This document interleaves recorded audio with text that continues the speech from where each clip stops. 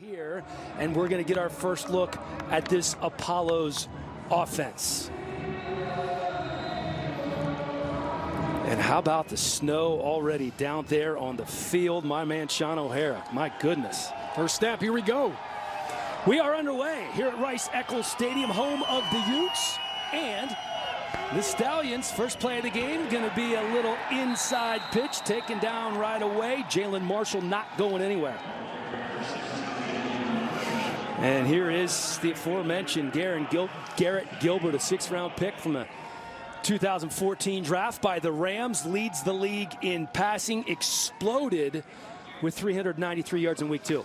He's got great command of this offense. The most impressive thing for me, Dan, is he has yet to throw an interception, so he's been perfect through the first 3 weeks. Wow, I can't believe you brought out the jinx here on second and 15. My goodness. Going to keep it on the ground again, and as you can see, real slippery there in the backfield. Right away, that's Johnny Paul. Great start for Salt Lake already. They stuffed the jet sweep on the first play and then stuffed up the middle, forced them to the outside right here. So this is exactly how you wanted to start the game if you're the Stallions defense. And Stallions defense has been very good the last couple of weeks as we go through that offense for the Apollos. Garrett Gilbert, Dearness Johnson in the backfield, coming off the best game by an Apollos running back this year. They're going to need something here on 3rd and 20. Big to happen. They decide to keep it on the ground. That's not enough for the first down. Micah Hanneman there to make the tackle as Dearness Johnson picks up a nice chunk, but that's not going to be nearly enough. So first drive of the game is going to end in a punt for the Apollos. Yeah, 3 and out's a great start. Obviously a pretty conservative play call there on 3rd and long, just a draw. You want to just get away with this. Pretty interesting. You know, when you look at the conditions, Dan, the first thing that comes to my mind is the quarterback-center exchange. They went shotgun in the first 3 plays, so they're not worried about it at all from the Apollo side. Obviously, this will be interesting to watch here how this first punt is affected by the weather. Ben Turk punting for the Apollos. If that name sounds familiar, it's because it is. His uncle is longtime NFL punter Matt Turk. Kalen Clay back to receive, lets it bounce. You probably, if you're not confident you're going to make the catch, don't want to get anywhere near the ball in these conditions. No, he did a great job last week of running up to catch that ball, and there was a lot of hidden yardage. When that ball hits the ground, you could lose a lot of yardage, so certainly didn't want to get up there and have a negative play early on. That's going to go in the books as a 59-yard punt as we get our first look at Josh Woodrum. Josh Woodrum missed about a game and a half with a hamstring injury. He has bounced around the NFL, 6 teams in total. Studied under the tutelage of Joe Flacco. Also said Matt Barkley was very helpful when he was in Chicago. This offense looked totally different with him last week. He was much more accurate. Obviously, as you mentioned, he missed week 2. He missed the second half in week 1. That changes the whole offense. Hey, stay with it every play, okay? Stay with it. So the Stallions' first drive of the game going to start on their own 18-yard line in these snowy conditions here at Rice-Eccles. And they decide to keep it on the ground as well. That's going to go for about 3 yards for the Stallions. And first carry of the game goes to Brandon Oliver. Josh Banks in on the tackle. Brandon Oliver, of course, the former San Diego Charger. Yeah, not a big surprise here. You know, Dennis Erickson talked all week long, and he's been talking all season about, I've got a big offensive line. Use them as a weapon. Try to establish the run. Certainly try to establish the line of scrimmage against Orlando. 2nd and 6 after the 4-yard gain for the Stallions. And I think we're going to be seeing a lot of this today, keeping his head down very close to the first down. Leon Orr makes the tackle. And you can see what Brandon Oliver does so well. Watch the center right here, Jake Bennett. He's going to pull around right here, get a good block on the linebacker right there. Actually, pretty good play by Reggie Northrup to undercut the block right there. The Apollos, without their big playmaker on defense, Terrence Garvin, he's inactive tonight. Terrence Garvin leads the league in interceptions with 3 from the linebacker position. You don't see that very often. 3rd and 1. Again, on the ground. Oliver looked to be very close to the first down. I think if they give him forward progress, we're going to see first down Stallions here. I'll tell you, it looks like a pretty healthy spot right here. You can see the yellow line right there. Yeah, Yeah, good view right there from the sky cam. He looks like he got over that yellow line. Yep, I think you're right. And they do indeed give him the first down. Ball now on the 29-yard line. First down, Salt Lake. And they said they were really looking for more explosive plays this week. I don't know if that's going to happen in these conditions as Oliver gets the carry again. Look through this starting offensive lineup for the Stallions. A lot of beef up front. A lot of beef up front. DeMornay Pearsonell, their leading receiver, coming into this game with 8 catches for 90 yards. And then, of course, Oliver and Buonio, 2 of the top 7 leading rushers through 3 weeks of the AAF. One play at a time. Yeah, you want some beef. How about left tackle Jeremiah Putasi goes 334. The left guard Uatafi goes 325. They're going to run behind them a lot. On 2nd and 9, it's Oliver again. Oliver with some room, spins his way to the first down. It's been the Brandon Oliver show so far for the Stallions. Nice little stretch play here to the right. There's a big gaping hole. Looks like they're just going to run this right in the B gap. Good job by the right guard getting up to the backer. And look at this. Look at BO, as they call him, fighting for extra yards right here. You know, sometimes, Dan, when the field gets a little slick like that, it makes it even harder to play defense. Now you get a little slash, a little one cut as a running back. These guys start to slide a little bit. And the advantage, you would say, as he ducks under a would-be tackler, Brandon Oliver turns nothing into something. That was Josh Banks initially in the backfield, but Oliver, who goes about 5'8", ducks under the tackle and picks up 2. Yeah, great job making the unblocked defender miss. You mentioned Josh Banks. He came knifing in off the edge. That should have been a tackle for a loss, but nice move by Oliver. Josh Banks, who goes 6'3", could not get down low enough to corral Oliver as the Stallions are looking at 2nd and 8 from their own 45. First pass the game. Woodrum with time has a man. That's caught. His tight end, Nick Truesdell, the 28-year-old from Cincinnati, Ohio. Here's another look. Yeah, you mentioned the first pass in the game. Maybe run the ball well to set up this play action. Nice little move the pocket. You could see, tell you, Woodrum, I mean, he was kind of being delicate with his footwork out there, trying not to slip. Listen, I can tell you firsthand, walking down there before the game, it is very slippery down there. And obviously the advantage has to go to the offense because they know where they're going. The defense is in reaction mode as Oliver again picks up maybe 1. Earl Okine, first man there making the tackle for the Apollos.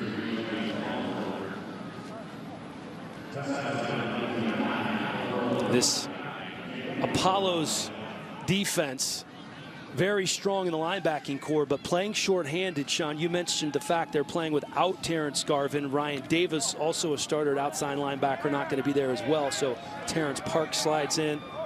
Andrew Ankra going to be starting as well. Their ball coach there, 2nd and 9 here. They swing out the pass to Newby. Newby with some nifty footwork, hops over a man, picks up the first down for the Stallions, and they're moving. Dan, we got a little, this is kind of like a little swing screen. They're going to leak out the left guard and the left tackle. Watch Putasi get out here, out in space. I call this elephants on parade. The defensive back goes low, he goes low. That was our first look tonight at Terrell Newby. Offensive coordinator Tim Lopano says he's one of the better route-running running backs that he's ever coached. He's got the best hands out of these running backs, too. Here's Newby again. This time they keep it on the ground. Gained about 2 before he's taken down by Antonio Garrod. And I believe we have our first flag of the game.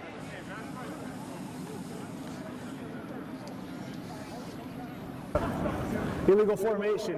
Offense, number 73 was on the end of the line of scrimmage. 5-yard penalty. It's first down. That penalty called on left tackle Jeremiah Putasi. Let's take a look at our home keys to the game, brought to you by At Home, the home decor superstore. Sean? Yeah, for Orlando, they lead the league in penalties, so they've got to clean it up on both sides of the football. Defensively, they're last in the Alliance and getting off the field on third down, so they've got to find a way to keep the quarterback in the pocket. And then obviously for Salt Lake, they've got to get some explosive plays. They haven't had a lot of them this year, least amount of explosive plays in the league, and they've got to get pressure on Garrett Gilbert. Back to throw again, dumping off on 1st and 15. Newby picks up 7. You talked about the explosive plays or the lack thereof for Salt Lake. Lapano, when we talked to him, really hammered that home. We have to have more explosive plays, and it's understandable. Through 3 games, they have 1 completion of 20 yards or more the entire season. Yeah, certainly a couple of reasons for that. Obviously, the injuries at wide receiver. Kalen Clay didn't play the first 2 weeks, and obviously Josh Woodrum, with him being out, that has affected it. Go 50. Last week, totally different story. Completed 71% of his passes, and the offense looked much more efficient. 2nd and 10. Woodrum going to throw. Looks like he might have lost the handle on that one. Was trying to hit Anthony Denham. You know, you mentioned offensive coordinator Tim Lapano. You know, we talked to him about scripting the plays, and he said, you know, sometimes you script them and you end up getting off track by the 6th play, but he's done a really nice job here on this first drive, mixing it up obviously early on, a lot of run plays, but some pretty safe and easy intermediate throws to get this quarterback into a rhythm. Nice move the pocket pass, a couple of swing passes and some screen throws. That builds the confidence for your quarterback. Monday. He had a separate 10-play script for the snow. Probably not. 3rd and 10 here for Woodrum. Again, finds his man over the middle. DeMornay Pearson L. taken down short of the first down.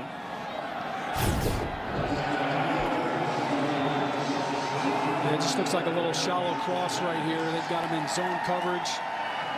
A pretty easy little throw. Jerome Copeland, the 3rd, making the tackle on Pearson L. So they're looking at 4th and 1. Monday. And Woodrum will be under center here. Keeping on the ground on 4th and 1, and that's going to be mighty close. He's right on it. I think they're probably going to give it to him. Looks like Newby fought his way ahead there for that first down. Let's see where they spot it.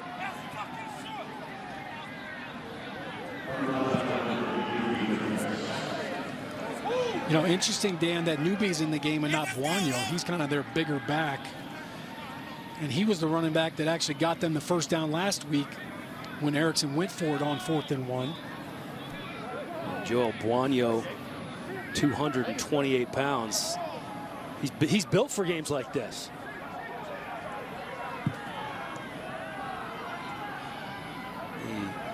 The measurement coming in here as they bring the sticks out in the snow. And they are going to be short by about 6 inches. The Boo Birds not liking that spot. I think it's okay with the head ball coach. We're back here in the first quarter in Salt Lake in just a moment.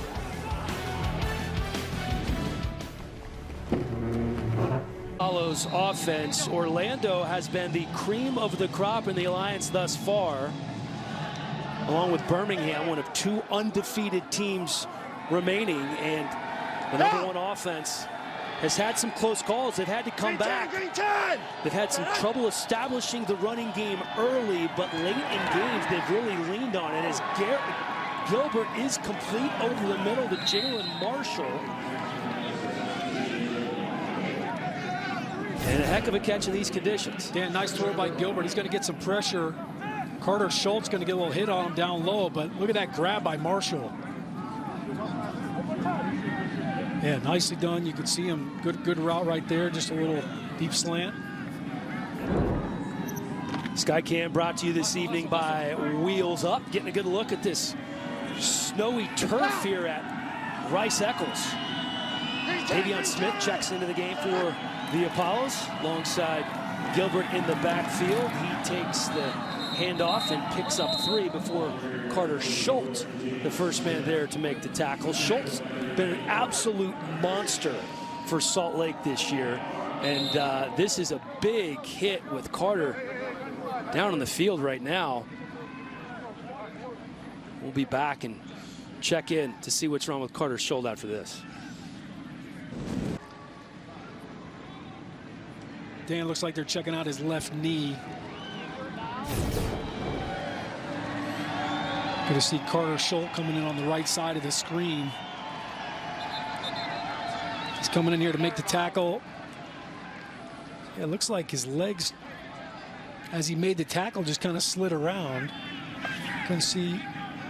Yeah, see that left leg kind of gets caught up by the offensive lineman right there. Yeah, for the Stallions, you need him back out there. He's been a big presence, to say the least. Leads the league in sacks with 4. Yeah, he's definitely the leader up front. And we are going to the air again. Are the Apollos trying to find Davion Smith? I think we're going to be seeing a lot of that. The ball is slipping right through the hands. Yeah, that's a tough miss for Gilbert. His first miss of the game.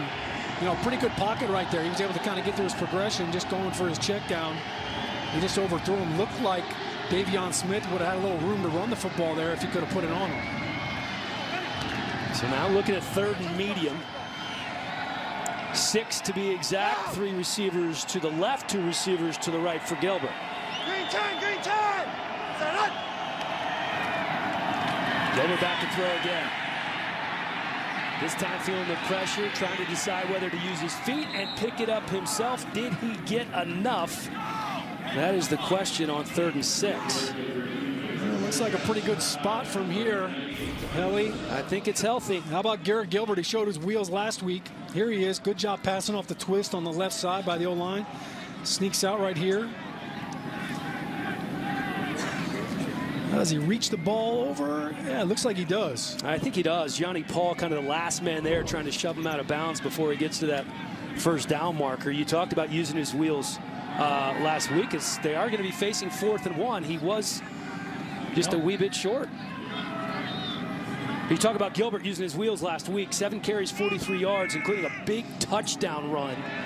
Not known for running the ball, but that's the best rushing game by a quarterback in the Alliance this season. Yeah, and actually he lost some yards by taking a knee at the end of the game. He would have had over 50 yards rushing. But you mentioned the big run, the 21-yard touchdown run. He actually broke a couple tackles. We were talking to Spurrier. He said that was actually his own read. He just kind of called his own number and turned it into a quarterback keeper. Got to go for it here, though, Hilly. Oh, there's no doubt.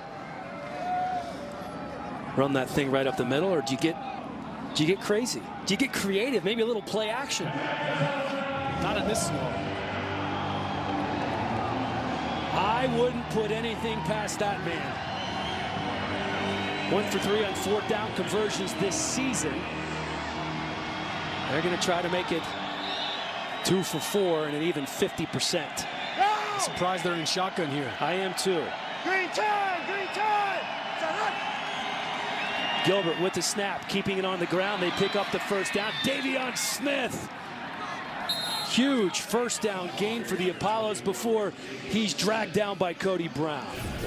Nice run by Davion. He's going to put his foot in the ground and just cut back right behind the right tackle. The tight end did a great job. He actually got a 2 for 1 right there on the backside. Washed the defensive end down and got a piece of the linebacker. Really good job by the tight end, Scott Orndorff.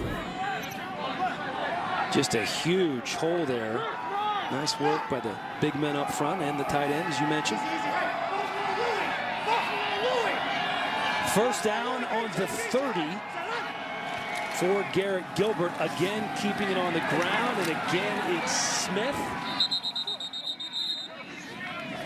Will Davis wraps him up.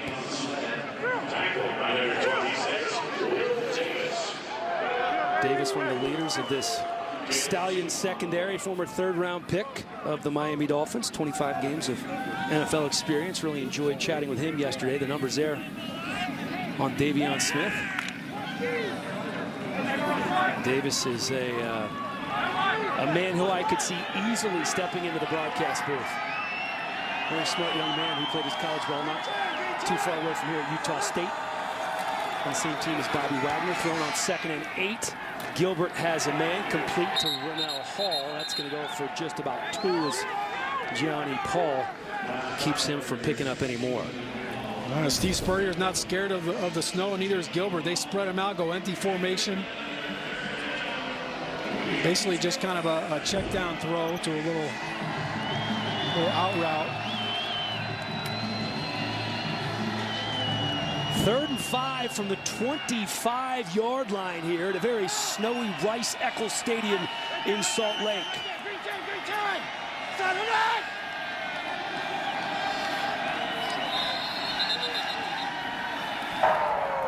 This is the first time out of the half for Orlando. Timeout on the field.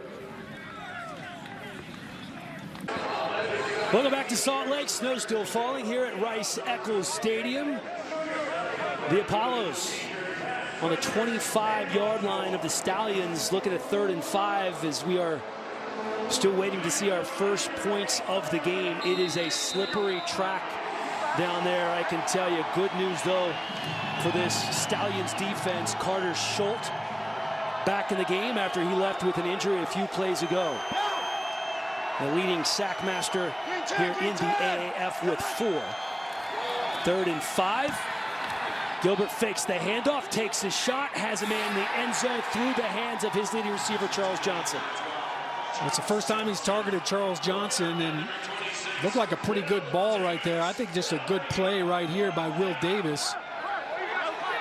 Number Charles 64 is Charles eligible. Johnson's the leading receiver in the alliance. A good ball right there. I mean, he puts it back there. Oh, man. That's great coverage. Yeah, nice job by Will Smith getting his hand up just off the fingertips of Charles Johnson. All right, a 43-yard field goal attempt for Elliott Fry. The former South Carolina Gamecock kicks it up, and it is good. Not easy conditions to be kicking in here in Salt Lake. So the Apollos on the board first, up 3-0 here in the first. Orlando on top of Salt Lake, the first score of the game. Fry, by the way, still a perfect 7 for 7 on the season. That caps a 9-play, 53-yard drive that ate up almost 4 minutes of clock for Orlando. Salt Lake did a decent job of moving the ball down the field. We got to give some props to the battery. Great snap, great hold. Absolutely. In these conditions, no doubt. On the ground again, Oliver picks up 6. Brandon Oliver been doing some work here early for the Stallions. They've really been a two-headed monster this season in the backfield with Brandon Oliver and Joel Buonio. We have yet to see Buonio in this game. It's been Oliver and Newby thus far. 8 carries, 34 yards so far for the former Charger. Clearly trying to grind the ball out. The Stallions are offensively. You know, the weather's a factor, but let's not forget about the altitude. That could end up being a factor in this game as well. Absolutely. They're going to throw here. Richard over the middle, has a man. Adonis Jennings makes the catch and then hops up and tries to get a few more before he's slammed to the turf by Josh Evans. Huge play for the Stallions. A nice throw. I thought he overthrew the other receiver coming across the middle of the field, but man, good throw, even better catch. And he took a shot when he delivered that football too. And a big This hit is the there end of by the first O'Connor. quarter. Timeout on the field. A 38-yard gain, and the Stallions are moving courtesy of Adonis Jennings. Can they get their first points of the game as the first quarter is in the books?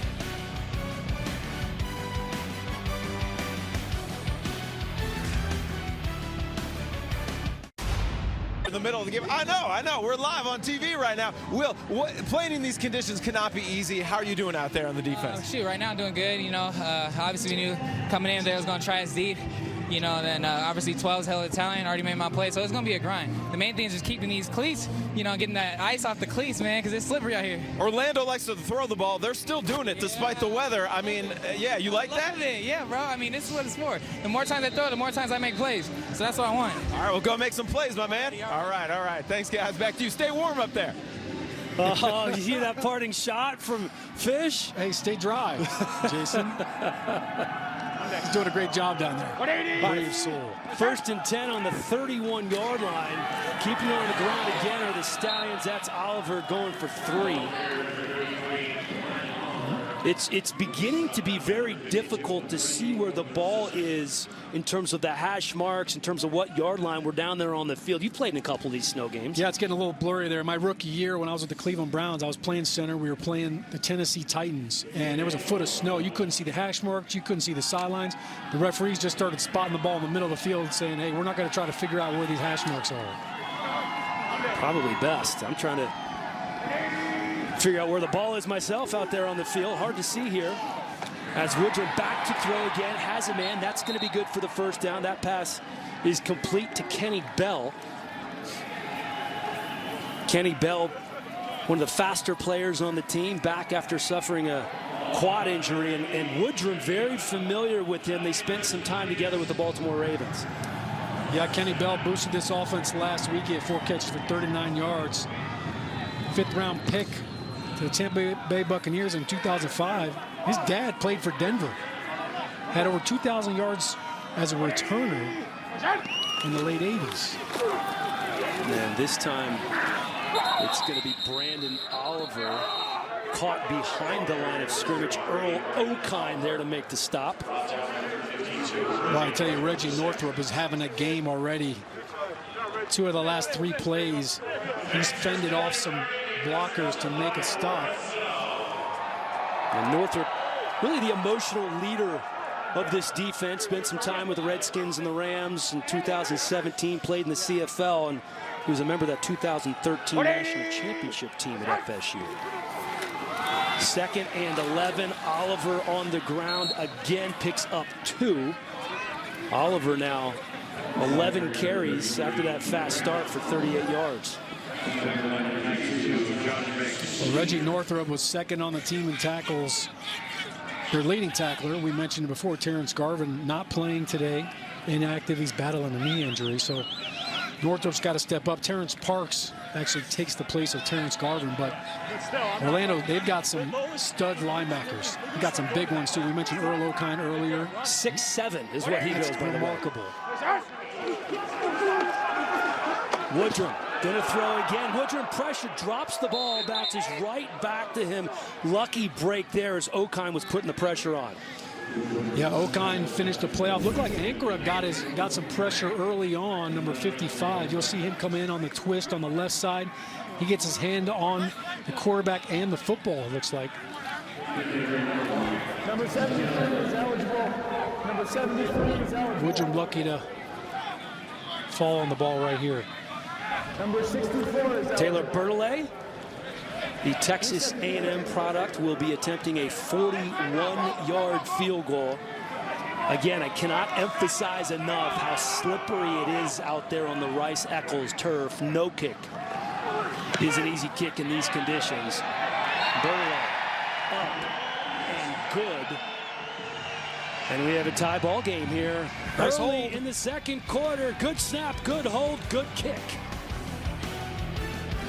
Nothing comes easily. That's what happens in golf and in life. I'm very fortunate that I can lean on people, and that for me is what teamwork's all about. You can't do it. Taylor Bertolet's field goal ties the game up at 3. Another look at the kick. Great job by the holder, Austin Rico, to get that snap down in these snowy conditions here. Yeah, the kicker, you always want to make sure your plant foot's there, but the snap was a little bit inside. Good job by Rico to get it down. Davion Smith behind Garrett Gilbert once again for the Apollos, and he is not going anywhere. A slew of Stallions there, including Tenny Palapoy and Greer Martini. Tomorrow, 2019 NFL Scouting Combine continues as Josh Allen, Nick Bosa, the top defensive linemen and linebackers looking to make their mark in Indy. The 2019 NFL Scouting Combine continues at 9 a.m. Eastern right here on NFL Network. Keem Hunt checking in the game. They fake the handoff there, then they dump it off to Hunt. Hunt picks up the first down. Nifty moves. You can see the speed from the man who started the first 2 games of the season for the Apollos. You're going to see another hit on the quarterback by Carter Schultz. How about the block out there in space by the left guard, Jordan McCray, number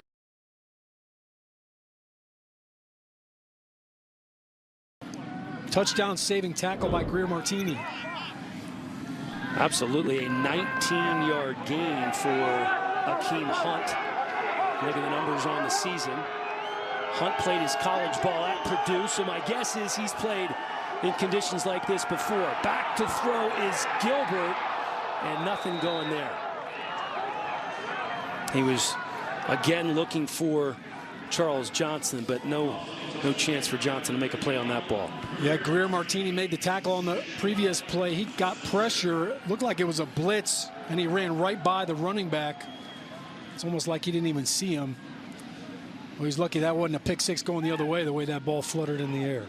Talked to Orlando running backs coach David Reeves about his backfield before the game. Said he worried about all these Florida guys playing in these conditions. He goes, no, man, we have Davion Smith played at Michigan. Hunt played at Purdue. We've seen this before. On 2nd and 10, going to the air, unable to hold on is Jalen Marshall. Well, we basically saw the same play earlier on in the game, and Jalen Marshall was able to make the catch. Here you see the ball's just a little bit high, but yeah, he's got to make that catch. Got to make that catch, but they're going to try to use the body. So slippery out there, even with these gloves on, that make catching the ball a lot easier than it was 10, 20 years ago. Yeah, definitely. That moisture gets there, and the ball's, you know, just a little bit high and behind. It makes it hard. But hey, look, he played college football at Ohio State. He played 10 games with the New York Jets, so he's dealt with this. On 3rd and 10, that pass complete to Rennell Hall. And he's saying, I got the first down. Had to kind of come back to make the catch, and you can see the official saying that to him. It's 4th down. He rolled it short. That ball was on a rope. I don't think there's any question here, is there, as to whether they go for it or not?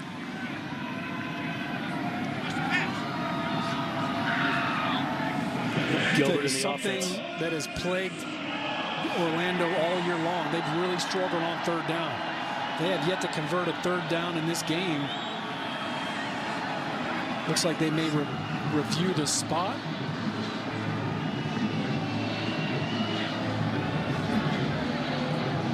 Good luck seeing what yard line that's on. Yeah, that is not a job that I would want right now. It's near midfield. Technically, the ball on the 47-yard line. Yeah, he's calling. He's got the play call. Here comes the extra tight end. All right, here comes Davion Smith. You can imagine what Garrett Gilbert is hearing in his headset. Oh, shucks, Garrett, might as well go for it. Behind the game, it's 4th down. The explanation from our referee, Brandon Cruz. Confirmed. Well, I'll tell you, for the Stallions, Silver, Siliga, and I mentioned before, Mike Purcell have done a great job inside. Keeping it on the ground here, head down. Second effort picks up the first down. Davion Smith. Well done there before he's taken down by Micah Hannum. It stopped initially behind the line of scrimmage. Yeah, really good push right back in here by the left guard and left tackle. But he just bounces off. Looks like he ran into the tight end there.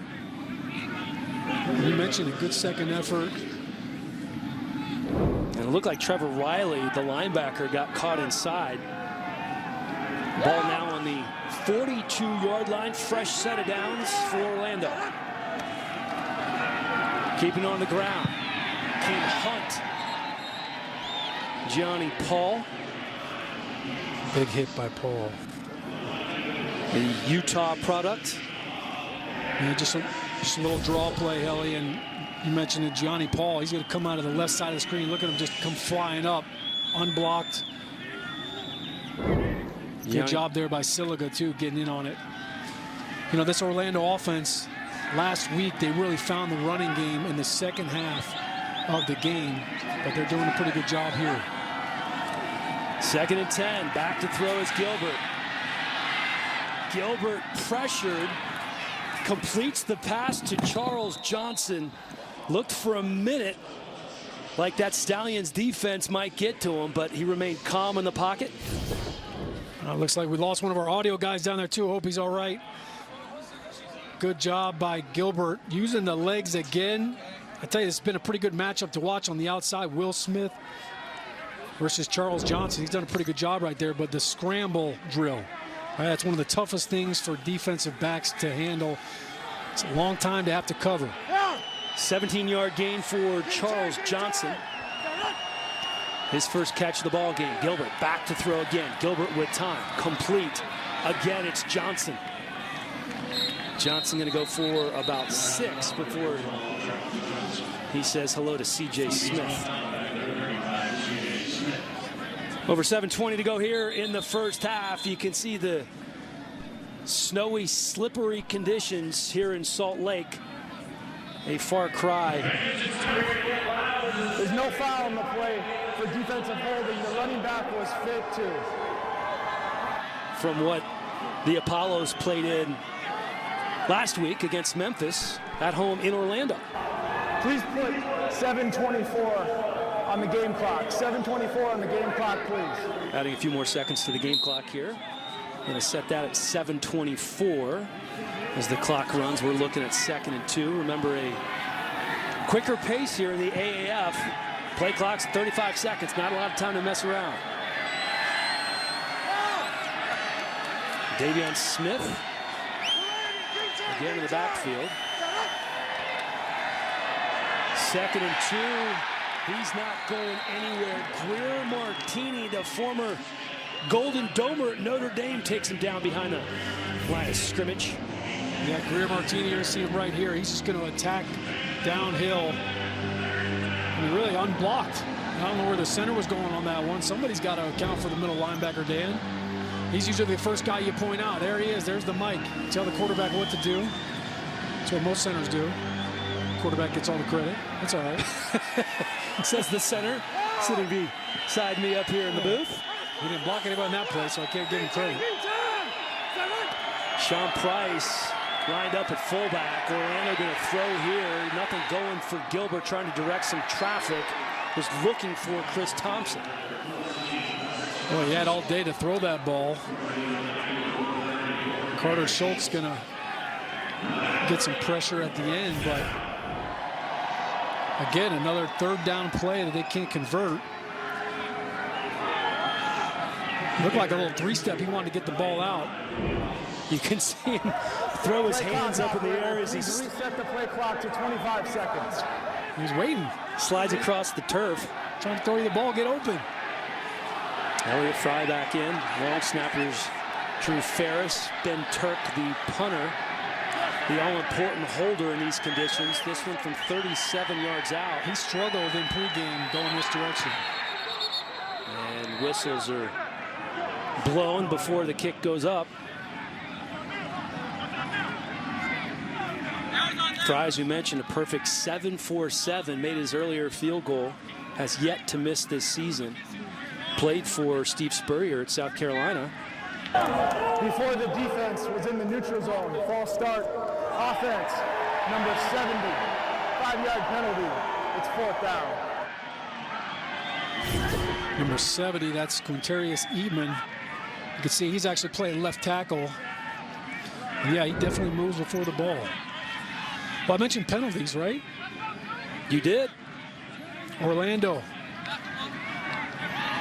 They are one of the more penalized teams in the AAF. Yeah, they lead the league in penalties. And I mentioned that, I was watching Fry kick in pregame. We were standing up here. The wind was moving. You were standing up here. I was standing down there, by the way. Yeah. The flags, the orange flags, they were horizontal. Doesn't look like it's as windy now. And this time from 42 yards out. Snap is down. Kick is up from Fry, and that splits the uprights. Our 3rd field goal of the game, going to put Orlando up by 3. Did you see that hold? That was phenomenal. Mike Jones is proud somewhere. We will take another look. How about that? Tremendous job by Drew Ferris. Its app is #1 in both the Google and Apple stores. You can download it now. All kind of treats inside. See what you can find and enjoy. Snow still falling here in Salt Lake. And you can see the Monday. footprints on the field. Hard to figure out exactly where they are. Currently on the 25-yard line. Salt Lake going up top. Woodrum had a man. It was Kalen Clay, but he overthrows him. And he had him. We have a flag down. Yeah, he grabbed him.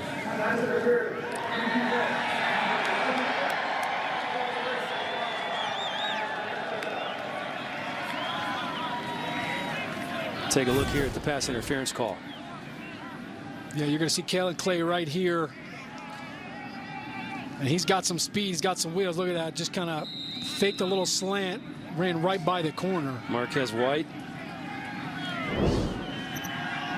And so that 15 yards puts him on the 40-yard line. They're going to keep it on the ground. And that is our first look at Joel Buonio coming into the game as the 5th leading rusher in the Alliance. Mark Myers stops him for a loss of 1. Buonio, big kid, 6'2", 228 pounds, out of Northern Illinois. Spent some time with the Bears and Packers, the Jets and the Lions. Almost hit everybody there in the north, huh? He's a pile mover. Need a big back when you're dealing with the elements, right? Absolutely.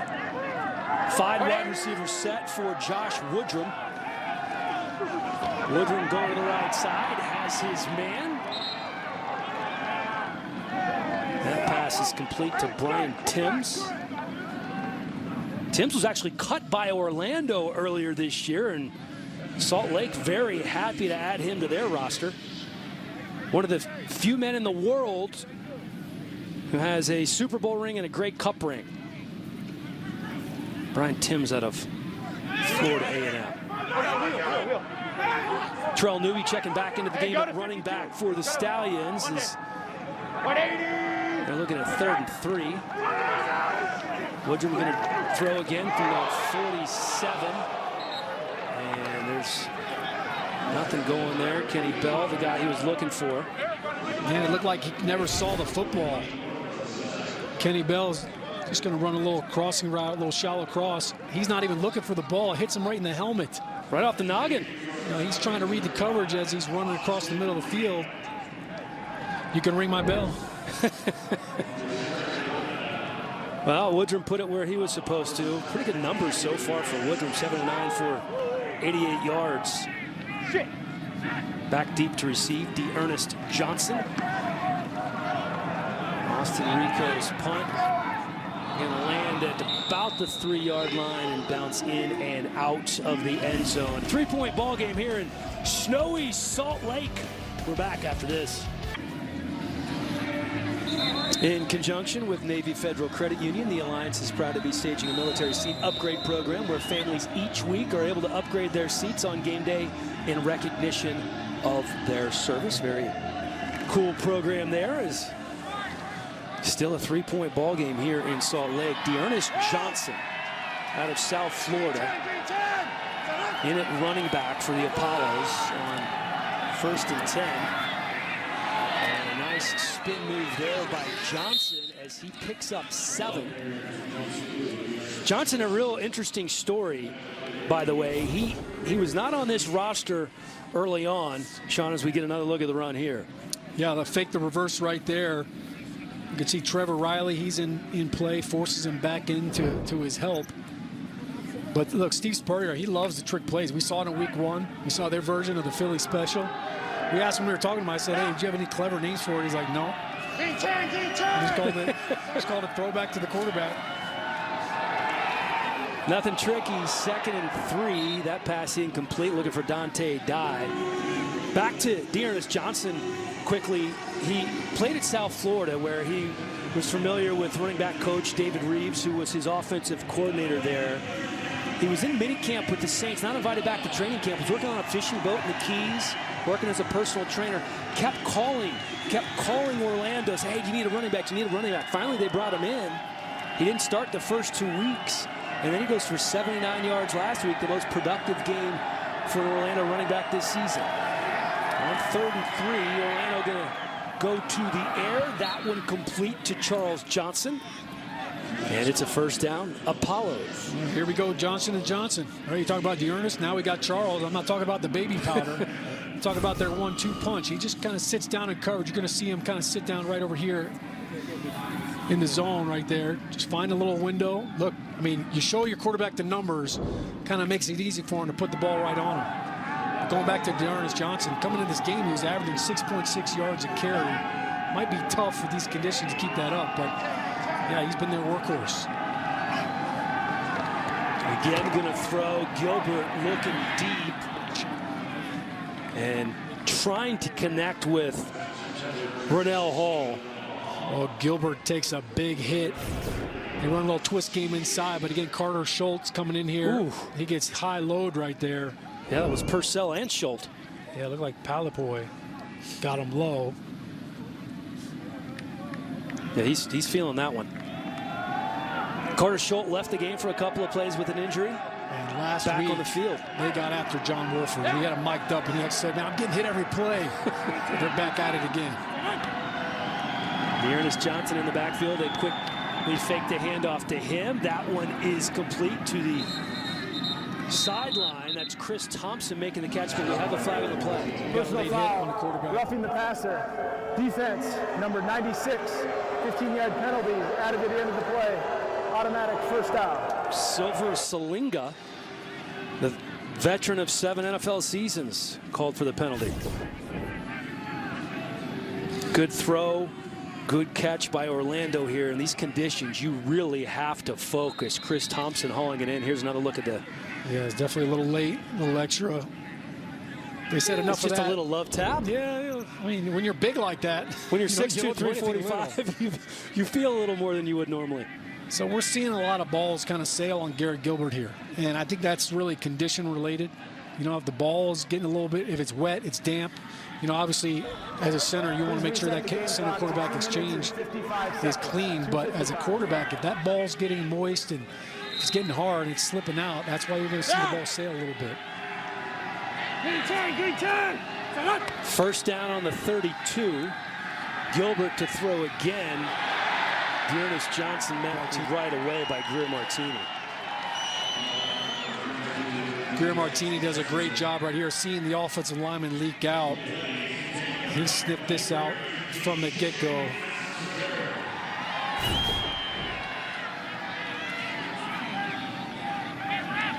See him, I mean, he got there at the same time as the ball, and again, Gilbert takes another hit. You could see Dearness Johnson, he came over acting like he was going to block the defender, and then he just kind of let him slip right by. He called it a slip screen. Dan. Thank you, Sean, educating all of us up here in the booth. Back to throw again is Gilbert on 2nd and 14. Nearly picked off. That was Martini getting a hand on it. Man, had he caught that, that could have been a pick 6. Man, Martini, he's the only guy with an interception on this defense, and he almost had number 2. We're going to read in the eyes of the quarterback. I think he got away with a little tug there on the jersey.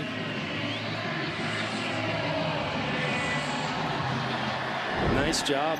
Nice play by Martini. Shaken, not stirred, Dan. In the coverage there for the linebacker.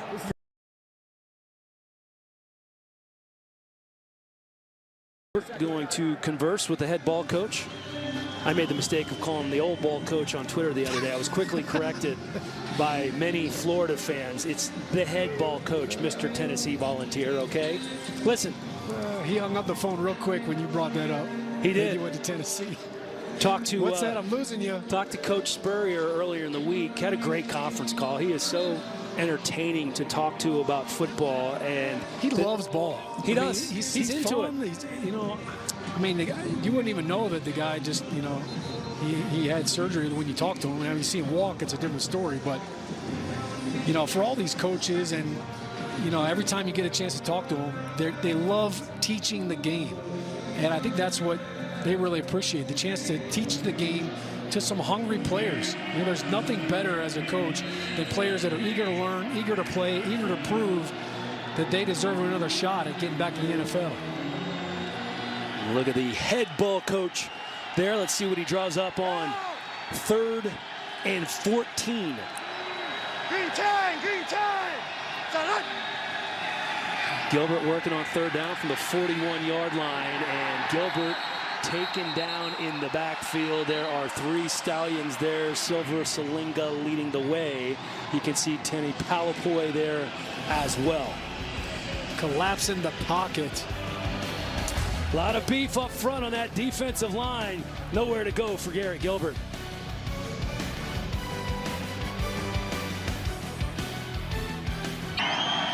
Orlando going to be punting here. Ben Turk. Kalen Clay, the return man, that bounce. A look at the head ball coach there. Jason Fisher got a chance to talk to his wife earlier. Jason, what do you have? That's right, I did, and she just said she and Coach Spurrier are both so happy that he's coaching again. It's one big happy family. They're really with the team 24/7 pretty much, traveling with them, living with them in the hotel. They couldn't be happier, and it really feels like a family atmosphere with the Spurriers and the Apollos. All right, thank you, Jason. Couldn't be happier right now. Wife Jerry and Steve just living the dream. Spurrier at 73 years old, the oldest head coach in the Alliance. Pretty cool that he gets a chance to face off against Coach Erickson for the first time in his career, as Salt Lake going through the air and not going anywhere, actually, after Earl Okine gets in there, take Josh Woodrum down. It's hard to believe that those two coaches have coached 785 games together before facing each other.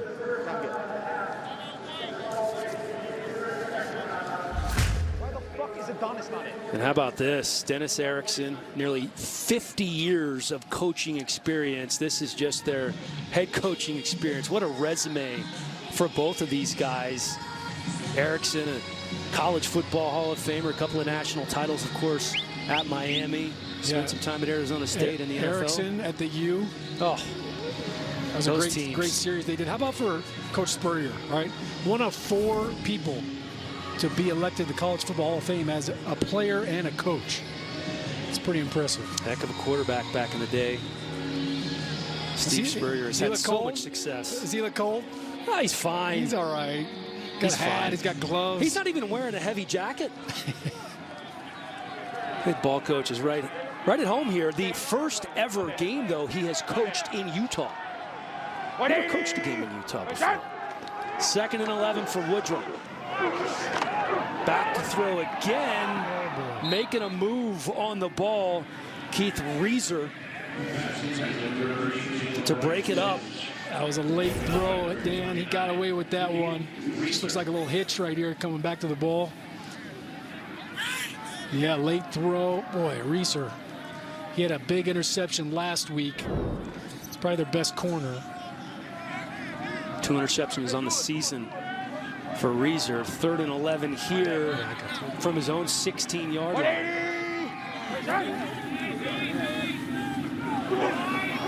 Woodrum dumps it off short to Oliver. Oliver tries to keep his feet, but heck of a tackle by Josh Evans. Nice hit. Josh Evans is basically playing middle linebacker. He's right in the middle of the field. Comes up, takes the legs out. Evans, the former 6th-round draft pick from the Jags in 2013. Started 37 games over the course of his NFL career with the Jags and the Redskins. We're going to have another punt this time. It's going to be Austin Rico. Rico, an interesting story. Like a lot of these punters and kickers, he did both in high school. Actually made a 67-yard field goal in high school, which still is a Washington State record. Also led the nation in punting, averaging 48 yards per punt in Idaho. One of the many Dennis Erickson connections. Erickson, of course, spent some 67 yards time in Idaho. Yeah, that's lengthy. Quinn back to return here. And it looks like he could have plenty of room. Ball goes through his legs. The snowy conditions making it so hard to catch a punt. Finally corrals it. And this is not going to be great field position for Orlando. The tackle made by Greer Martini. Here's another look. Oh boy. Right through the arms. You could see him kind of backing up a little bit.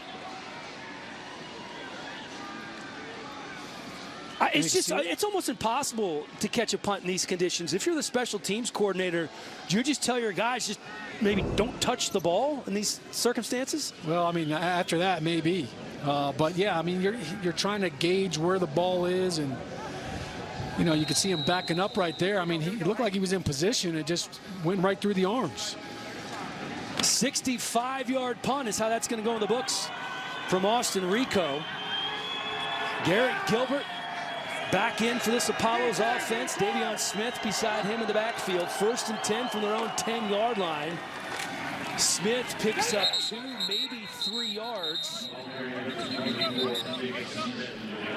Darius Hamilton, Trevor Riley there to make the stop. This is the second timeout of the half for Salt Lake. 30-second timeout. Yeah, to your point, Dan, with this field position, they're going to load the timeouts, see if they can get the ball back and try to either take the lead or tie this game up. You know, last week, Salt Lake jumped out to an early lead. They were up 9-0. They ended up giving the lead back going in tied at halftime. But, you know, this offense, we talked about how they struggled in the first couple weeks of the season. This could be a big stop for them right here if they could find a way to get the ball back. And, you know, with another timeout, they could get the ball back with 30 seconds. Maybe have a chance for a shot at the end zone. I don't know how many shots you're taking in these conditions. This really limits your ability to call certain plays here. 2nd and 7 from the 13-yard line. Davion Smith at tailback gets the carry. Can't shake the Stallions tacklers. Paul, one of the first guys there. Good old-fashioned gang tackling from this Stallions defense. About 6 men there on the tackle. It was the most talked about commercial if you watched the Super Bowl, which I'm sure you did. Now you can take a look behind the scenes and see how it was made. The making of the 100-year game. That's tomorrow at 4 Eastern, only on NFL Network. So many big names, Hall of Famers, Pro Bowlers. You had Odell on there making a catch. You had Jim Brown. You had Orlando Pace. Saquon. Yeah, Orlando Pace was the Lone Ranger, the lone offensive lineman. That was a great commercial. I'm definitely watching that. Where were you, by the way, during that commercial? Yeah, I was in the kitchen. I was eating the cake that got destroyed. I'll bet you were. Marshawn Lynch, that was great. Love me some Marshawn. 3rd and 8 here for the Apollos from their own 13. They elect to keep it on the ground. That's Smith picking up the 1st down and then some. Finally knocked out of bounds. That was Micah Hanneman, and he could have picked up a whole lot more. Yeah, it looks like just like a little delayed draw. Good block right in there. Look at that cut block right there by number 80. Sean Price just takes the linebacker's legs out. I mean, look, they're just calling a draw. It's a safe play. 8 carries, 52 yards last week for Davion Smith. 9 carries for 45 so far, including that 18-yard run.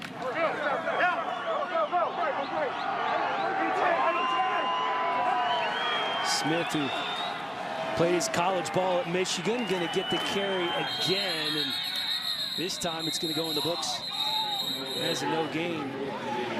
Smith got the first forward progress was stopped rushing losing the football. TD in AAF history as the clock continues to wind down. Yeah, Dan, if I'm standing in the huddle, hey, both hands on the football. Clearly, Salt Lake's trying to rip that football out. They almost got it out there, but they had ruled that forward progress had stopped. They're going to have to run one more? No, I think they're good.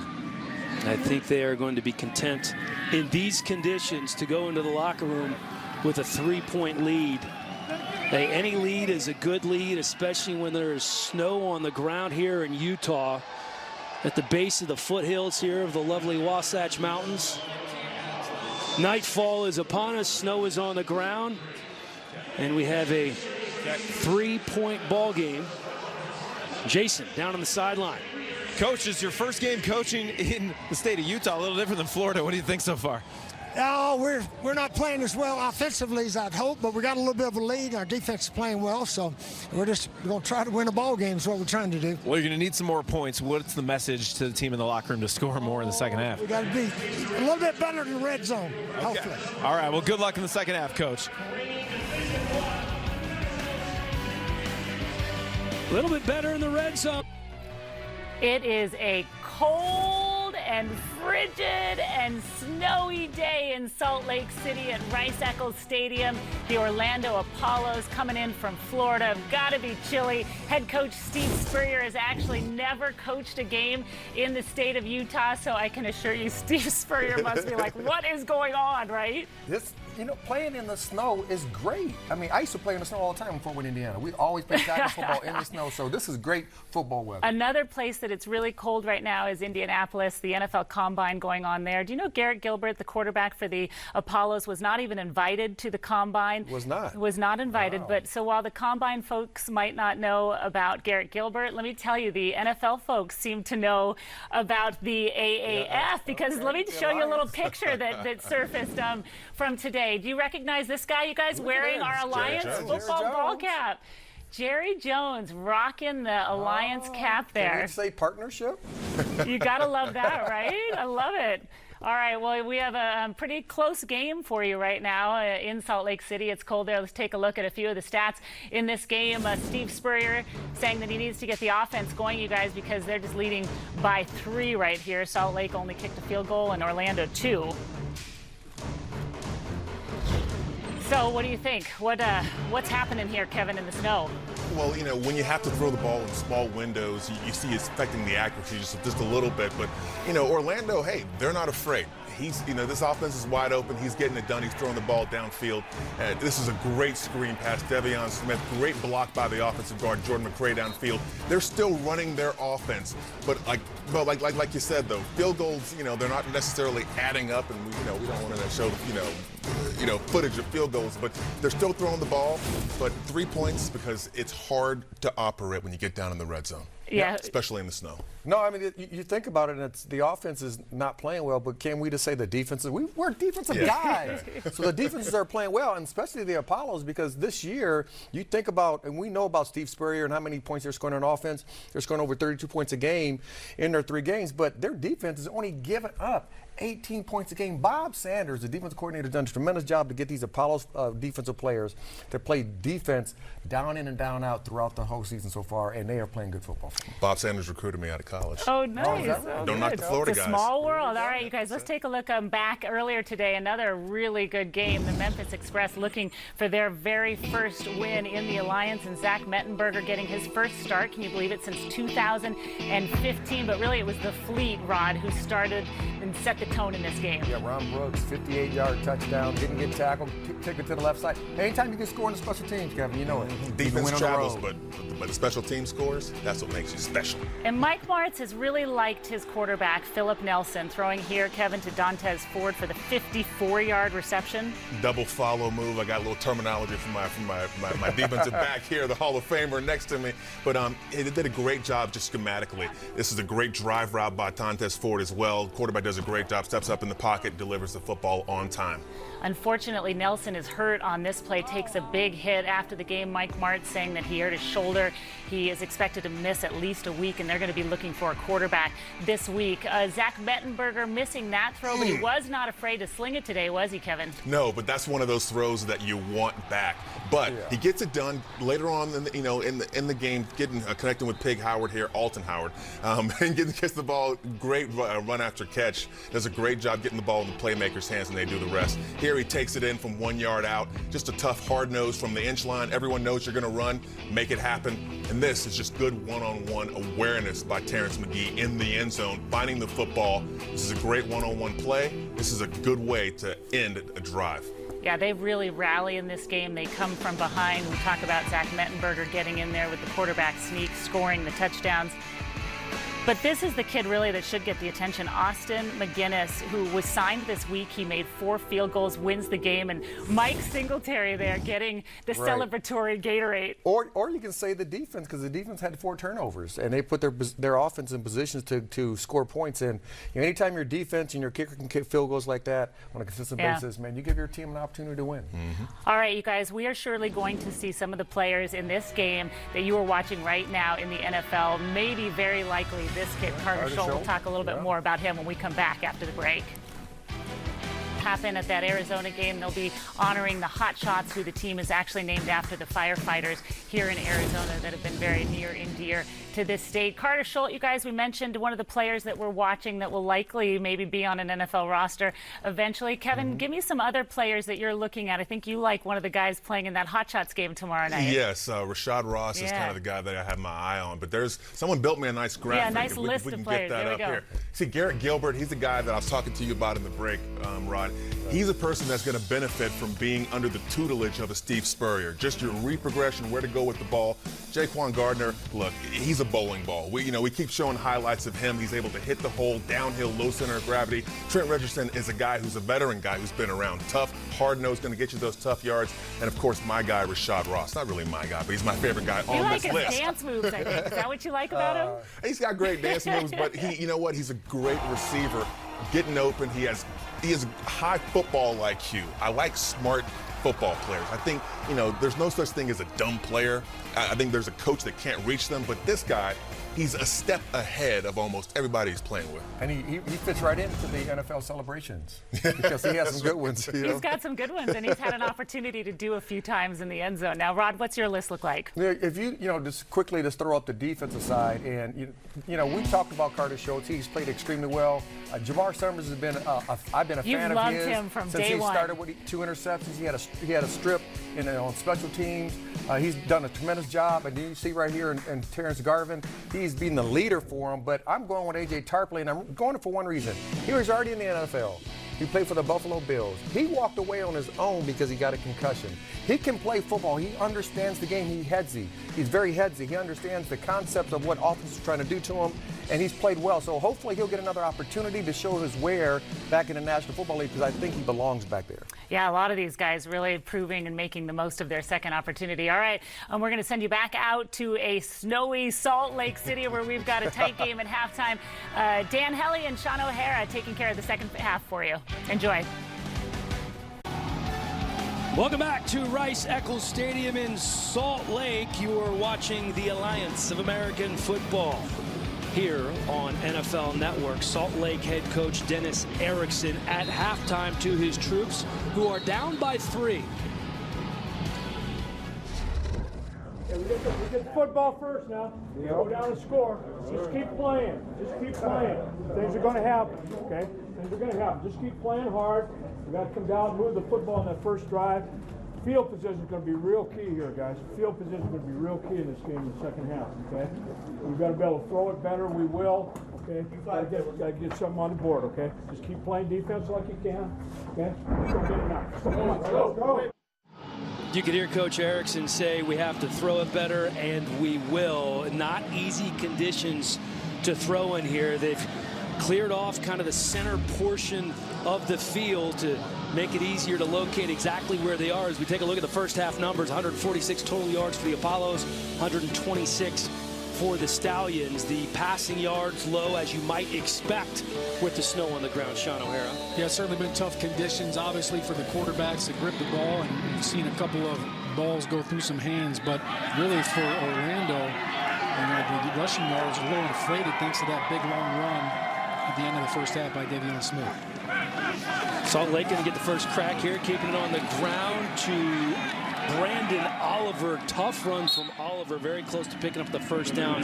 He's likely going to have to settle for 9. Yeah, they open up with just a pretty simple run right here. You're going to watch the left guard right here, double duty, helps out with the nose guard, leaks up to the linebacker. Boy, Guanyo, man, he just keeps churning those legs. He never seems to go down on the first contact. Salt Lake trying to put together a good drive here, get on the board. Once again, this is a field goal game, and again, it's Oliver picking up the first down for the Stallions. Terrence Parks getting the start in place of Terrence Garvin makes the tackle. Kelly, that was just a weak counter, and boy, I tell you, Ryan Cummings, the right guard, number 79, he pulled around. It looked like he and the tight end hit the defender at the same time. He looked like he got thrown out of the club for wearing jeans. The linebacker went sprawling backwards. It depends on what kind of jeans you wear these days. You can wear jeans now. They were like your LA jeans, ripped. First down, Stallions throwing, pass complete to the right side. Brian Timms with his second catch of the ball game. Well, you said it. They want to throw the ball a little bit more. Basically just a quick throw. And out of shotgun, you can see Woodrum's ready to rock. Again, the ball a little high. But Timms. But on the numbers, and he's able to make that catch kind of with his body. I think it's those high throws that are giving these guys a lot of trouble. Here's Oliver on 2nd and 2. Another first down for the Stallions. Brandon Oliver, a really interesting story because he had his best year in his rookie season with the Chargers, over 800 scrimmage yards. And if you're a fantasy football player, I'm sure you remember him because you were picking him up on the waiver wire. Their most explosive runner. A really good thunder and lightning combination with Joe Albuania. Dan, he's a really good cutback runner. You saw him just put his foot in the ground right there and just slash right backside. Again throwing, again complete, and again it's Timms. Timms with his third catch of the ball game. We mentioned earlier he was cut by Orlando. This is a receiving core that's finally starting to come together for Salt Lake. It's all about rhythm, and you know, we talked about Woodrum being hurt, being out, the receivers being out. Now they're starting to get some more game reps, which is how you get the timing down in that rhythm. Kenny Bell was out with an injury. Kalen Clay was out with an injury. 2nd and 5. Oliver picks up a couple. This big offensive line up front.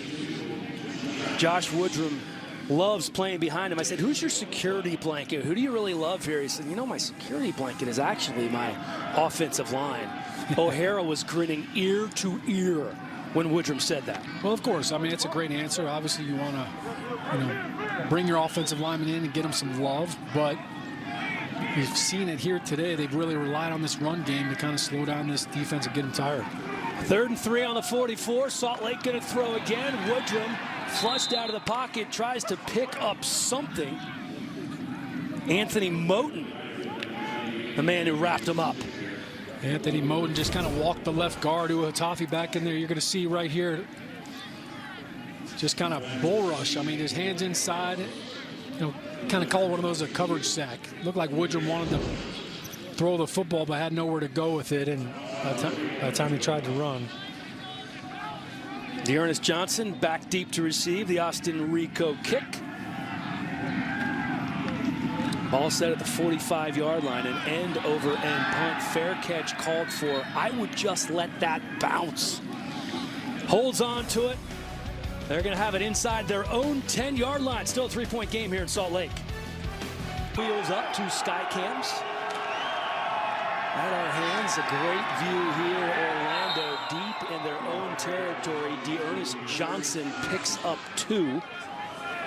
And this is a field position ball game. You can flip the field, very valuable. We've seen 3 field goals so far, still waiting for our first touchdown. It has been snowing since, I don't know, about an hour, hour and a half before kickoff here at Rice Eccles. Orlando, of course, not used to these conditions. Most of the players on their roster from the state of Florida.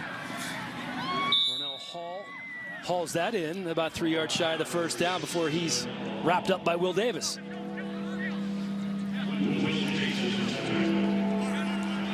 Jason, down on the sideline. What do you have, Fish? Hey, guys. Well, Will Hill, one of the leaders of the defense for the Orlando Apollos, he's out for the game with a head injury, a big blow for Orlando. Wow, that is a huge blow. The leader of that secondary, former third-round pick of the Miami Dolphins. We had a great chat with him prior to the game. 3rd and 2 for Orlando, complete. Charles Johnson picks up the first. Orlando's on the move. Nice job by Charles Johnson protecting that ball with the body. Garrett Gilbert's locking in. Nice rhythm throw right there. But yeah, going back to the Will Hill injury, that's huge. I mean, they call him Will the Thrill Hill. Obviously, he was huge down in Florida.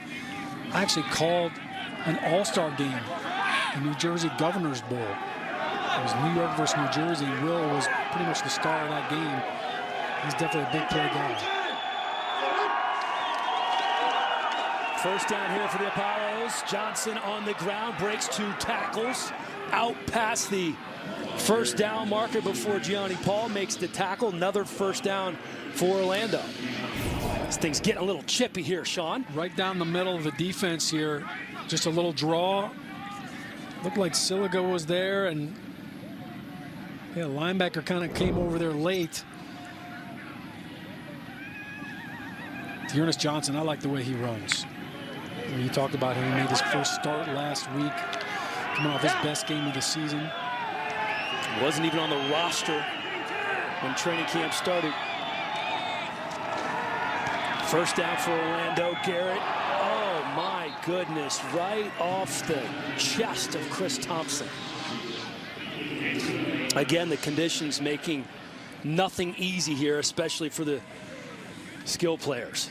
Yeah, lucky for Chris Thompson, he's not coming back to the huddle. Straight to the sideline. You don't have to feel the wrath of your quarterback when he looks at you like, really? I just put the ball right on you. In his defense, Dan, I will say, it looked like he kind of slipped on that comeback route. And I think that's started to go to the ground, which is why the ball ended up doinking off of his chest. Chris Thompson, a kick returning reserve defensive back at Florida, playing wide receiver here. Garrett, pressured, gets it off.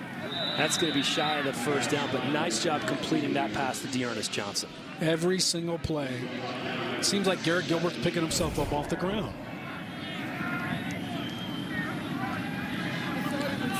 Bottom of the screen right there, you see the running back just leaking out.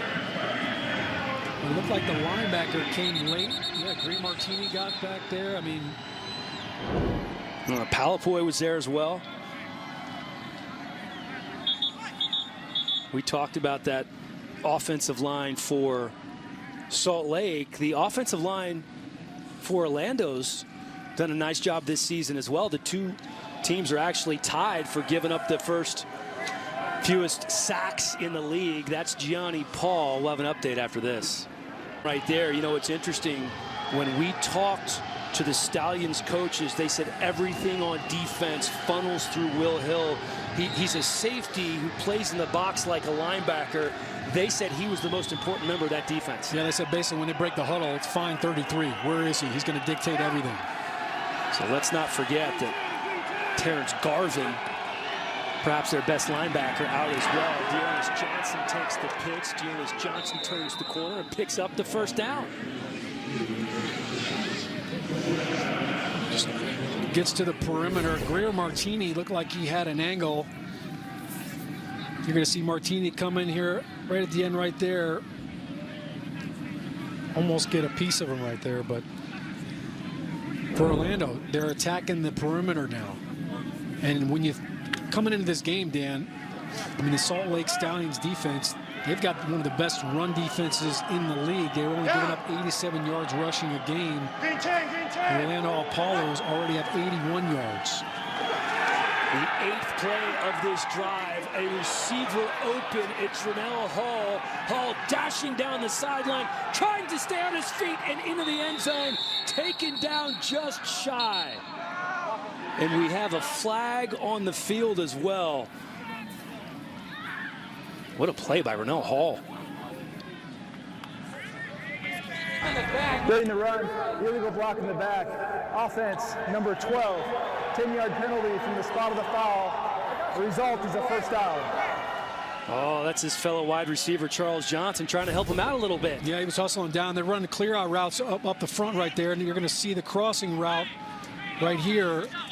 Just another big explosive play. Good job by Hall, staying in bounds. Charles Johnson, you see him clubbing in the screen right there. Johnson right here off the right. I mean, that's kind of on the side. That's a tough call. He was trying to hustle and help his buddy score. They still get the big play because it's spot of the foul penalty. And now here they are in the red zone. We heard Spurrier talk about they got to do a better job down here. Instead of inside the 5, they're on the 20. Johnson remains in the game at running back. And that ball delivered a bit late to Charles Johnson. And it looks like Cody Brown is going to be flagged. That was a bang-bang. That was a tough one. Gilbert tried to lob the ball over the linebacker, and it gave Cody Brown time to make the play on it. There's no foul on the play for defensive pass interference. How about that? The contact and the ball occurred at the same time. It's an incomplete pass. It's second down. All right, here's Charles Johnson just crossing around the zone. You see the ball's going over Trevor Riley. He's maybe just a whisker early, but that was in real time. That's fast. He's there hair early, but let him play. All right. Yeah, look, Charles gets up right now saying, hey, he hit me before the ball got there. It's easy when we slow it down and you can go frame by frame. Johnson in the backfield with Gilbert on 2nd and 10. Gilbert into the end zone, has a man open, touchdown, Dante Dye Jr. What a throw, Helly. Just how the head ball coach drew it up. First touchdown of the game. Man, that was pretty. You see him down here on the bottom of the screen. Gilbert takes a shot as he delivers this ball again, but right over Will Davis. Had that great pass breakup earlier in the game in a similar spot there in the right corner of the end zone. And caps a 10-play, 91-yard drive as they're going to go for 2, as each and every team has to do here in the Alliance. Pitch out to the right side, then a pass to the end zone. Touchdown, Sean Price. To trickeration from Steve Spurrier. Wow, how about that? They fake the jet sweep. They run the speed option. And look, they're basically going to put this defender, you're going to see him, they're putting that defender in a quandary, right? Either you cover the tight end and he runs it in, or if you come up to stop the run, he throws it over your head. Dearness Johnson to his old teammate at South Florida, Sean Price, for the 2-point conversion. Caps a fantastic drive for the Apollos. Dante Dye Jr. hauling in the touchdown pass. Head ball coach loves it. Down pass. First time we've seen the end zone today. Hey, look at him. He said, that's just how I drew it up. Oh, shucks. He said we got to be better in the red zone. They converted. Back to throw. Woodrum has his man. That's going to be good for the first down. Kenny Bell. We talked about the ability to throw the ball for Woodrum. Here he is completing this one. The numbers, especially completion percentage, outstanding. He's 11 of 14 in these conditions. I thought he did a nice job there, just sliding to the right a little bit to buy him a little bit more room in the throwing window. 180. That pushes it to the 38-yard line as they keep it on the ground.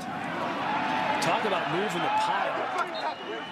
We said earlier, as Isaiah Burks makes the stop, that Joel Buonio was the pile mover for this team. But Brandon Oliver, all 5'8", 204 pounds, has been doing a nice job. Yeah, he's getting behind his big hogs up front. Jake Bennett doing a good job there. Again, he pulled out on that play. Left guard, Yuha Tafi, pushing people around. Ryan Cummings, Leon Johnson on the right side. They really lean on this big offensive line. 64 yards so far for Oliver. He gets another carry and picks up another first. I like the formation. They went trips right here, Dan, and just spread the defense out. They're going to pull a left tackle this time. Watch him pull around in space. Now, when you spread the defense out like that, basically you're creating a lot of space, a lot more running room. Makes it a lot harder for the linebackers to defend. And now they go trips left, basically the same formation, just flip to the other side. And again, Oliver remains in the backfield with Woodrum. Woodrum going to throw out to the right side to Oliver. He slips down back to his feet. Josh Evans there to make the stop after the 5-yard pickup. And Oliver gets up. He looks like he's hurting there. He took a shot. Well, I tell you, Winthrop's been all over the field today, but nobody covered Oliver out of the backfield. As you see him go to the sideline right there. If he doesn't slip on that play, Dan, I mean, he could have been racing down the sideline because there was nobody covering him. Again, they're going with this trips left formation. Joel Buonio checking into the ball game for Oliver. It's going to be Buonio here. Buonio caught right at the line of scrimmage by Terrence Parks, a Florida State alum who has one game of NFL experience with the Seattle Seahawks. Spent some time with Houston and Atlanta on their practice squads. Getting the start again for Terrence Garvin, the interception leader in the Alliance. 3 picks, 3 games. Not bad for a linebacker. 3rd down and 2, Helly. They're 1 for 6 on 3rd down today. They need this one big time. From the 41-yard line, it's Buonio. And Buonio not going to get it. Tremendous job by this Orlando front. Reggie Northrup says, not in my watch. Well, Ladarius Gunter looked like he knifed in. He was unblocked corner. He read run all the way. Was able to wrap up the legs of Buonio so he couldn't fight for the 1st down. Erickson's going for it. Yeah, with the ball on the 41-yard line, I like this. 4th and 2 for Woodrum and the Stallions offense. Unable to convert on 3rd down, have yet to convert on 4th down today. And it looks like they're going to here as Buonio busted to the outside, gets just enough for the 1st. Orlando had the right defense. They went to their 5-down look. You're going to see they're all covered. Both guards, the center's covered. Watch this guy right here. He just doesn't read the play. He wrong arms the guard. He's right there. He's spilling it to a linebacker that's not there. So they pick up the 1st down. Buonio remains in the game. Woodrum fakes the handoff with time. Over the middle. Has his guy, Damone Pearsonell. Nice safe throw to Pearsonell. He obviously had the big game last week. He's going to come into your screen right over here. Woodrum just puts the ball right on him. That was Mark Myers in coverage. Pearsonell with a huge game last week. 8 catches for 90 yards and a touchdown. You see a theme here tonight? A lot of crossing routes. They're trying to keep these defenders sliding around. Here's Buonio with some room. Taken down by Jermaine Copeland after a 9-yard pickup. Buonio with his first consistent action of the game, and he's producing. Baldery, the tight end, he's going to, right here, he's going to pull around. Look at him, get that block right there on the linebacker. So the ball on the 14-yard line is the Stallions. Say, we see your touchdown, Orlando. Perhaps we have a touchdown of our own in the bag. Let's see. 2nd and 1. Same play. Buonio again, this time to the right side. Plenty of room for Joel Buonio. Keeps his feet and breaks into the house.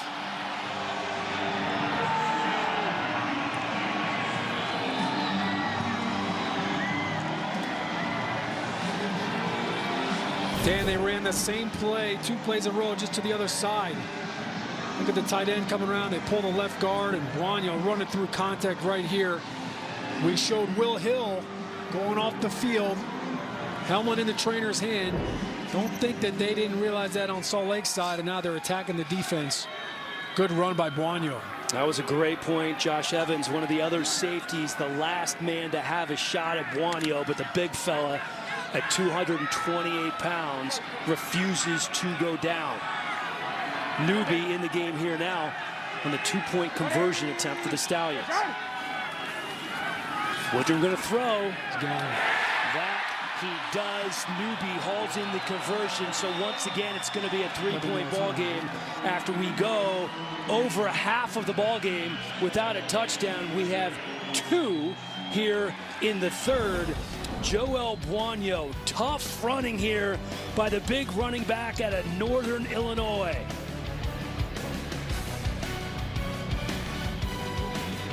Ten-play, 75-yard drive, ate up over 5 minutes off the clock.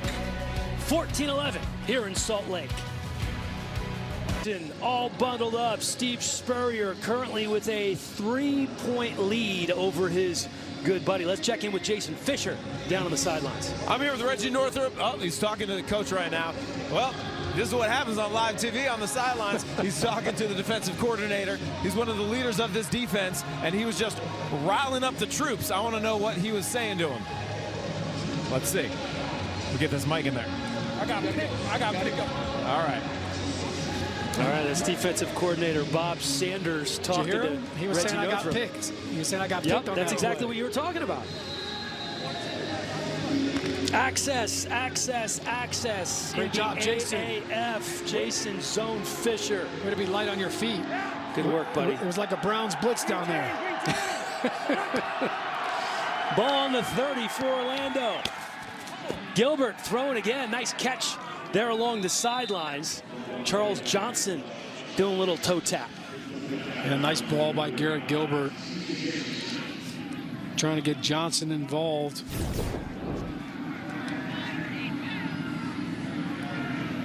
Look at his throw.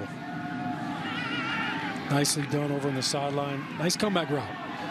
All right, trying to get Charles Johnson going. He's the league's leading receiver. I think the conditions have played a big factor in his numbers today. Well, absolutely. Akeem Hunt in the backfield with some room for Orlando. Out across the 50-yard line, picks up the first down. Gives a little flex off, too. And nice running play there, Dan. Looked like a little delayed draw, and he got another really good block by his tight end, Sean Price. You see him right here. He's going to lead around right here up on the linebacker. Good job by Jordan McCray, the center, as well, up in the second line, and finishing that run. Man, he's punishing people.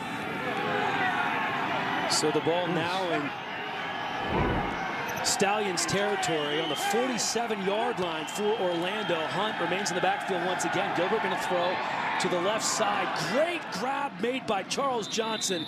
Climbs the ladder to get that in these conditions. That's tremendous. Oh, my goodness. Great catch. You mentioned climb the ladder, and also kind of look at him contort his body right here. Yeah, ball a little bit behind him. A little behind him. Reaches back. Nice job. He's getting a nice cushion right there. He's getting respect right now by C.J. Smith, who's playing off of him. You talk about them getting Charles Johnson involved. 6 catches, 68 yards for Johnson so far. This time they keep it on the ground. That's Hunt. Trevor Riley there for the stop, so that's going to put the ball right around the 30-yard line, and they're going to be looking at 2nd and 6 are the Apollos. You know, when Charles Johnson lines up to their offensive right, he's been matched up with Will Davis. They really haven't gone after him a whole lot. When he's on the left now against C.J. Smith, they're kind of picking on him over there. So keep an eye on where they're lining up Charles Johnson. That could kind of determine where Garrett's going with the ball. This Salt Lake defense plays mostly man, but they've been mixing in some zone lately. See what they do here on 2nd and 7. Complete over the middle. Hung on to the ball. Again, it's Charles Johnson. You could see he was really focusing on bringing that ball into his body. Well, like I just said, Charles Johnson, they bring him back over to the left side, and now they go to him. It looked like C.J. Smith kind of slipped right here, but Charles Johnson's to the left. He's just going to sit down on this route right here, and when he does, C.J. Smith kind of slips. Just a little game of pitch and catch right now between Garrett Gilbert and Charles Johnson. 7 catches now, 81 yards for Johnson. 1st and 10 on the 17-yard line. Hunt, Price in the backfield for the Apollos. Here's Hunt. Hunt with some room. Hunt inside the 5-yard line, down to the 2. Dan, it's the same play. Same play they just ran a couple plays ago. Sean Price, the tight end, right here. Here he is. Watch him come to the left right here, and he's going to try to cut the linebacker. Linebacker takes the backside route. Look at all that space. And he saw the end zone. He could smell it. Apollo's on the 2-yard line. Pitch out to Hunt. Hunt hurdles a man and into the end zone for the Apollos. Touchdown number 2 for Orlando. How about Orlando getting it done on the ground? They softened up the defense with Charles Johnson in the passing game, and then they run the ball to the left here, pull the left guard. Look at the defensive back going up and over. That was Johnny Paul trying to go up and over. Nice job by Akeem Hunt. Very patient run from Hunt. That's why you do the back drill right there, right? Just jumping over bodies. It's like dealing with you in the studio. I have to hurdle you every now and then. Hunt remains in the game on the 2-point conversion attempt. Complete and taken down short. Hunt hit almost as soon as he caught the ball, kind of lost his footing as Andre Tolliver there to make the tackle. So it will remain 20-11. The undefeated Apollos on top of the Stallions. Just over 11 minutes to go for the home team to make a move. So we're back after another Apollos touchdown. A 9-point ball game here as we look at Akeem Hunt. That drive was basically all Hunt and Charles Johnson. How about this second half? 22 points already after just 6 points in the first half. And I don't think the Stallions are going to be afraid to throw the ball here. Woodrum's 13 of 16 for 139 yards. Buonio remains in the game at running back. That one's complete to Adonis Jenny. He's going to go for 5. Yeah, Dan, they're trying to open it up a little bit. What a great